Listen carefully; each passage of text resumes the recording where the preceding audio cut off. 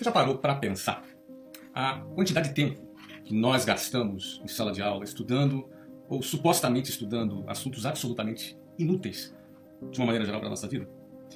Muita gente, sempre quando vai defender esse modelo de ensino atual, ele geralmente fala: não, é muito importante a gente estudar de tudo. Conhecimento nunca é demais. Mas isso não é verdade. Em primeiro lugar, existem coisas que são úteis e outras coisas que não são úteis.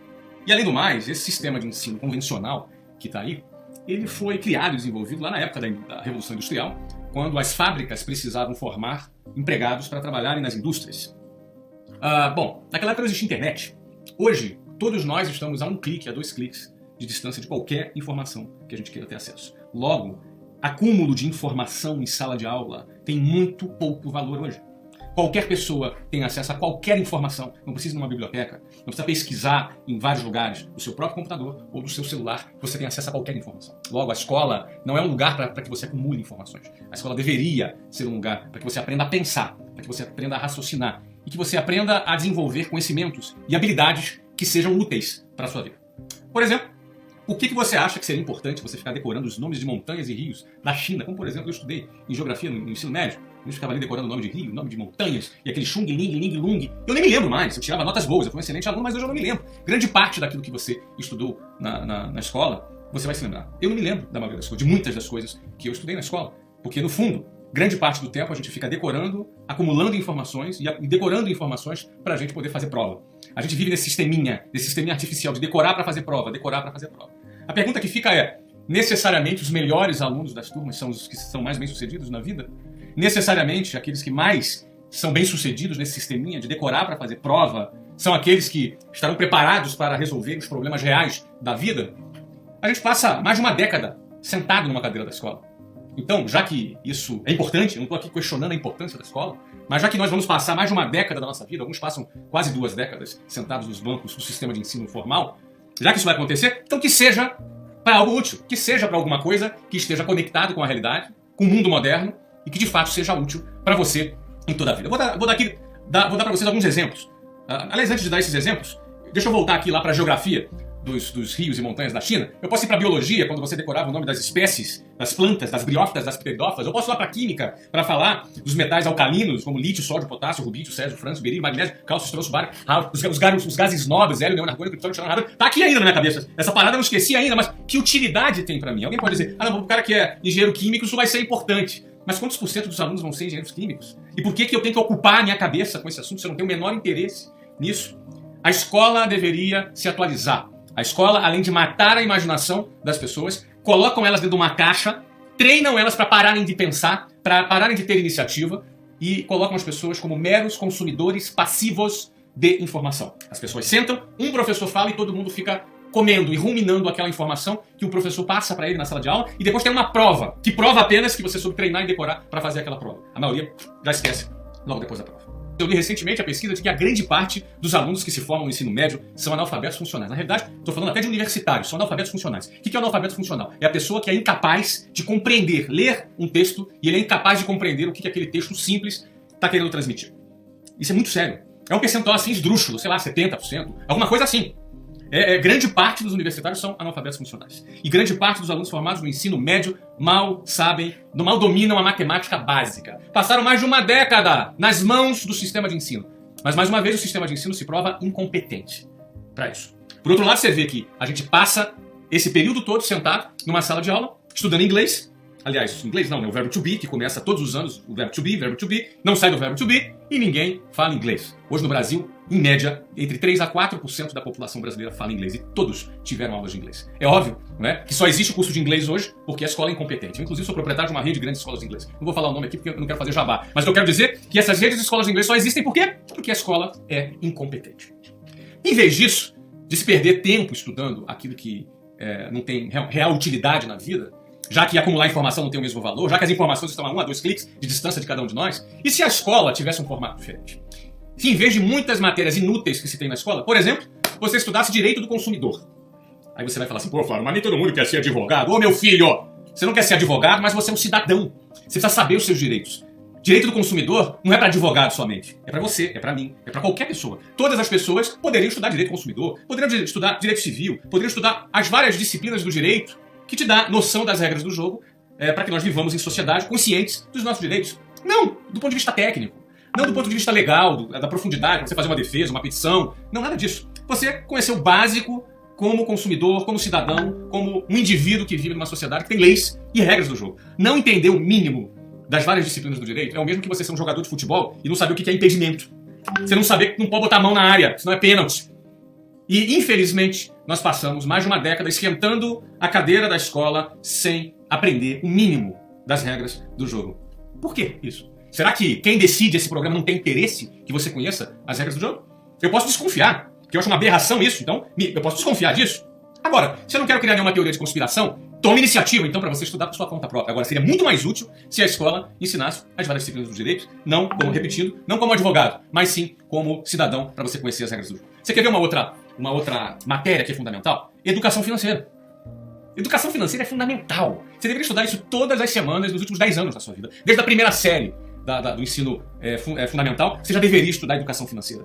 Educação financeira, como você comprar um imóvel, como comprar um carro, como deduzir juros, como trazer os valores para valor presente, como calcular o impacto dos juros a longo prazo, como você aplicar o seu dinheiro, como você ter a sua independência financeira, como você fazer a sua própria previdência em vez de ficar dependendo da porcaria da previdência que o governo oferece, como você poder gerenciar melhor o seu dinheiro.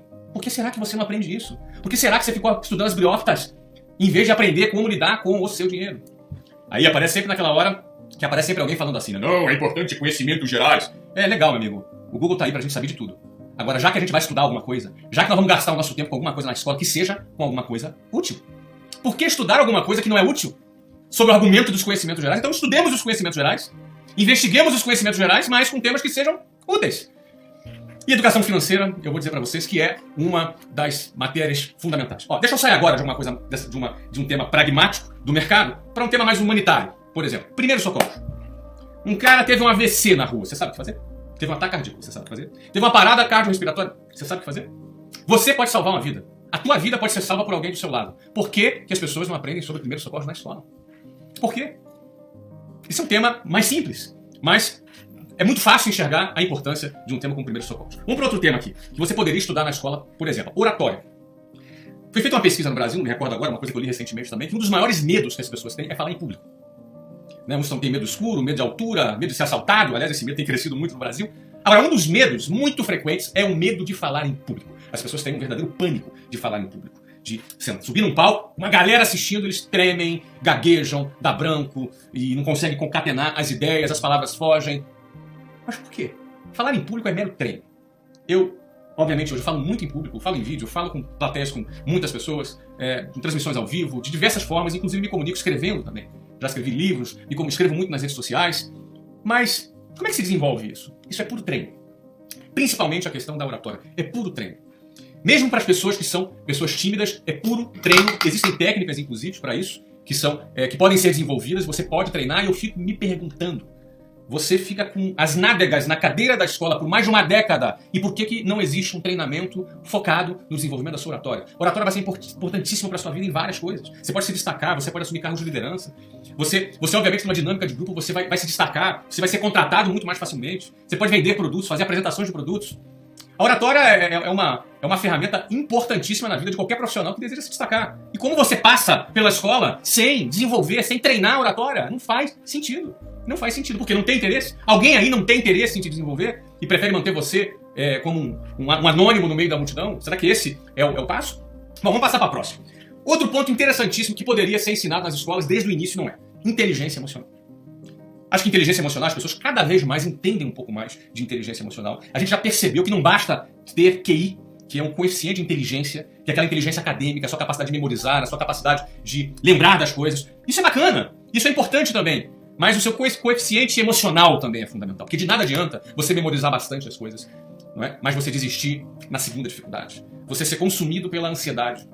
Você ter um vulcão que entra em erupção fora do seu controle dentro de você. Sabe? O vulcão das suas emoções que você põe tudo a perder. Não é verdade? As suas emoções são os seus maiores amigos e o pior dos seus inimigos. Porque pelas suas emoções você pode ter inteligência para poder administrar essas emoções a seu favor, ou você ser completamente analfabeto do ponto de vista emocional, a ponto de toda hora colocar tudo a perder, abrir o bocão, falar besteira, ter reações ruins, porque as ações a gente calcula. A gente consegue calcular, eu vou fazer isso e vou fazer aquilo. Agora, muitas vezes as reações a gente não controla. Por quê? Porque é uma questão de falta de controle emocional. Isso poderia ser treinado, isso poderia ser ensinado nas escolas durante mais de uma década que você ficou lá estudando os gases nobres. Você ficou lá resolvendo problemas de simulações, às vezes absurdas. Eu lembro, né, problemas de física, com simulações absurdas. Eu sei que isso é importante. Mas não seria importante também a inteligência emocional? Fazer parte do seu currículo escolar? Esses são só alguns dos exemplos. Deixa eu dar mais outros aqui. Eu estou lendo aqui, ó. Produtividade. Pelo amor de Deus. Ser produtivo no seu tempo é você realizar mais no mesmo espaço de tempo. São técnicas, são treinamentos, assistência social. A assistência social é fundamental. A gente fala muito de divisão de renda no Brasil, mas a maior maneira de dividir renda no Brasil não é através de ação governamental. O governo segue outra lógica. Eu e você somos responsáveis por dividir renda. Como, Flávio? Cara, quando eu divido meu conhecimento com você, eu estou dividindo renda com você. Eu estou te habilitando, eu estou te dando ferramenta para que você realize o seu projeto, para que você cresça na sua carreira e que você... Eu estou te dando uma vara de pescar e estou te ensinando a você a como pescar. Então, dividir conhecimentos, por exemplo, é uma maneira de realizar assistência social. Doar dinheiro, apostar, investir, isso às vezes é uma questão de cultura. Isso é só uma questão de cultura. Isso se aprende. Então, desenvolver uma consciência social, isso está acima de partidos políticos, isso está acima de ideologia política. É uma questão de cidadania, pessoal. É uma questão de opção minha e da própria sociedade de que cada pessoa desenvolva a sua consciência social individual.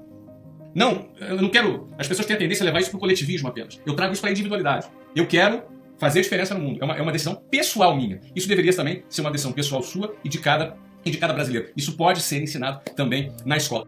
A quem interessa esse currículo que está aí nas escolas? E aí eu vou dizer para você, isso é regulamentado pelo MEC. A Secretaria de Educação no Brasil, o famoso MEC. Eu estou usando a sigla antiga. É ele quem determina o currículo das escolas. As escolas são obrigadas a seguirem esse currículo. E eu pergunto a você, a quem interessa esse tipo de educação que está aí? A quem interessa? Inclusive isso envolve as escolas privadas também. Eu não quero nem comentar a questão de doutrinação ideológica nas salas de aulas, tanto para a direita quanto para a esquerda. Eu acho que as crianças têm que ser livres para pensar. Elas têm que conhecer todas as alternativas e serem livres para pensar. Eu deixo para você questionar, a quem interessa esse currículo escolar defasado, ultrapassado, com matérias absolutamente inúteis, muitas delas inúteis, outras delas com pouca importância, e deixando de lado temas tão importantes como esse que eu acabei de mencionar aqui agora. Eu poderia mencionar muitos outros temas, como programação, e por aí vai. Tem muitos assuntos que poderiam ser ocupados para que seu filho tenha uma educação decente. Por isso eu quero terminar esse vídeo deixando uma frase para você aqui. Eduque o seu filho apesar da escola. A responsabilidade de educar o seu filho é sua, não é da escola e não é do Estado. É você, pai, você, mãe, é minha responsabilidade educar os meus filhos. Eduque o seu filho apesar da escola. Não acredite que só deixar na escola é suficiente, porque não é. É fraco. Esse sistema é fraco. Todo ele, até a universidade, é fraco. Fraco. Estimula o seu filho a pesquisar, a fazer pesquisa própria. Estimula o seu filho a pesquisar na internet as coisas. Desenvolva brincadeiras na sua casa para estimular a oratória, por exemplo. Ele quer comprar um videogame? Então tá legal. Manda ele fazer uma apresentação no PowerPoint para te apresentar por que ele quer videogame. Estimula ele a argumentar, a fazer uma apresentação. E você ajuda ele a usar impostação de voz, body language, eye contact, ou seja, contato visual. São algumas técnicas de oratória. Estimula seu filho a fazer isso. A gente já fez muito aqui em casa, brincadeiras, onde as pessoas tinham que apresentar um tema e a gente dava um prêmio para aquele que fizesse a melhor apresentação. Isso ajuda o quê? Na argumentação, no posicionamento, na oratória. Eduque o seu filho apesar da escola.